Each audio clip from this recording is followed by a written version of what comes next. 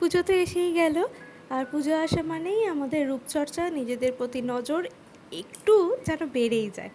নমস্কার, কেমন আছেন আপনারা সবাই? আশা করছি আপনারা সকলে খুব ভালো আছেন এবং সুস্থ আছেন। একটু আড্ডার আরও একটি নতুন ব্লগে আপনাদের জানাই অনেক অনেক স্বাগত। আজকে ভাবলাম আপনাদের সাথে একটু স্কিন কেয়ার ভিডিওই শেয়ার করি। বাড়িতে তো জবা ফুল আমাদের প্রত্যেকের থাকেই, বাড়িতে থাকা একদম অর্গানিক কিছু জিনিসপত্র দিয়ে আজকে আপনাদের একটা ফেস প্যাক করে দেখাবো। আর যে ফেস প্যাকটার কাজ কিন্তু একদম অনবদ্য, যদিও অর্গানিক জিনিসপত্রের কাজকর্ম হতে একটু সময় লাগে, যেটা আমরা হয়তো বাজার থেকে কেনা যে কোনো ফেস ওয়াশের মাধ্যমে বা অন্য কিছু ইউজ করে, ফেসিয়াল ইউজ করে আমরা কিন্তু সেই গ্লোটা অনেক তাড়াতাড়ি পেয়ে যাই। কিন্তু অর্গানিক জিনিসপত্রে আমাদের কাজ হয় একটু দেরিতে, তবে সেই কাজটা কিন্তু আমাদের জন্য অনেক ভালো হয়। তো চলুন এবার আপনাদের সাথে শেয়ার করি যে আমি কি প্রসেসে কি করলাম। প্রথমেই গাছ থেকে একদম টাটকা তাজা কয়েকটা জবা ফুল নিয়ে নিলাম, সেটাকে গরম কড়াইয়ে একটু আমি ভাজা শুকনো করে নিয়েছি বলা যায়। ভাজা বা শুকনো যাই বলুন না কেন, সেরকম একটু করে নিতে হবে, বা আপনারা যদি চান রোদ্দুরে রেখেও কিন্তু জবা ফুলটা শুকিয়ে নিতে পারেন। এরপরে সেইখানে জবা ফুলটা একটু শুকনো শুকনো হয়ে গেলে সেই কড়াইয়ের মধ্যে দিতে হবে হলুদ। হলুদটা ততক্ষণ ধরে কড়াইয়ের মধ্যে ভাজতে হবে যতক্ষণ না হলুদটা কালো হয়ে যায়, একটু বেশি ধোঁয়া ধোঁয়া ওঠে, তো তার জন্য কোনো ভয় পাওয়ার দরকার নেই। আর নিয়ে নিয়েছিলাম আমি একটু বেসনটাকেও কিন্তু ওর সাথেই আমি নিয়ে নিয়েছিলাম।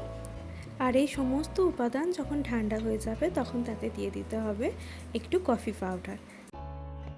আমাদের মুখে যে ট্যানটা পড়ে যায়, এই পোড়া হলুদটা কিন্তু সেই ট্যানটা খুব সহজেই তুলে দেয়। আর তার সাথে জবা ফুলের গুণ তো অনেক, আমাদের পিম্পল বলুন বা অ্যান্টি এজিং বা স্কিন গ্লোয়িং, এই সব কিছু কিন্তু এই একটা ফেস প্যাকেই পাওয়া যায়। তো এটা যদি আমরা সপ্তাহে অন্তত 3 থেকে 4 বার ইউজ করতে পারি, তাহলে কিন্তু আমাদের স্কিন আগের থেকে অনেকটা বেশি পরিষ্কার হয়ে যাবে। আর এই সব কিছু যখন মিক্স করেছিলাম, আমি এতে দিয়ে দিয়েছিলাম সামান্য একটু দুধ।